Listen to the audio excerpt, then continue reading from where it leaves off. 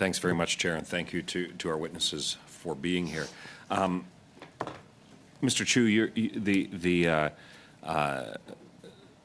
information you've provided this committee certainly shows an astounding double standard that existed between the way that the Prime Minister's office and what is not just the office of the Prime Minister, but the establishment of government and the massive resources that exist in the context of whether that be directly with security establishment and intelligence apparatus, or the communications capacity of a government that is the size of the Government of Canada. It shows an incredible double standard that existed between the way that they treated a the threat of disinformation targeting their political fortunes versus the political fortunes of their political opponents. Is that something that you'd agree with? And would you have any further comments on that double standard? Thank you, Chair. Through you, I certainly get that impression myself as well.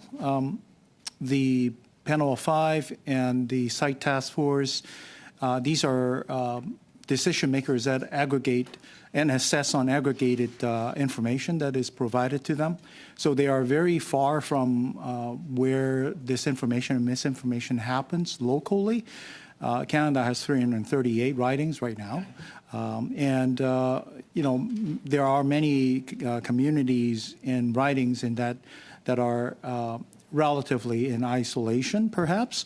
Steveston Richmond East, for example, is in the city of Richmond that has more than 55% of ethnic Chinese, and then the rest of 45% are composed of also multiculturalistic communities as well. So there are all ample opportunities for ambitious foreign actors to sway the result and change people's mind. And if I could, and I'll, for the last 90 seconds or so, I'll pass it over to my colleague, Mr. Brock. But would you be willing to share, you said attacks on your integrity. Could you share with the committee some of those personal attacks, what you experienced, and hopefully if you can keep it in about 45 seconds, then I'll pass it over to my colleague.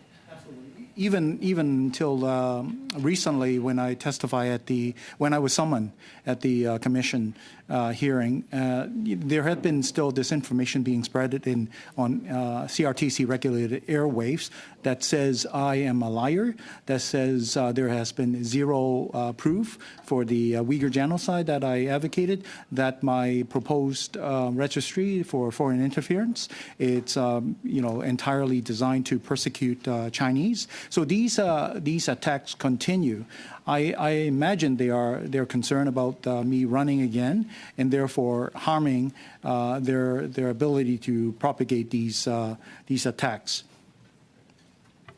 Thank you very much, and thanks for being honest with this committee, because I think that especially with somebody with your background, to face those attacks, I cannot imagine how that made you and your family, the challenges you faced as a result. But I'll pass it over to Mr. Brock.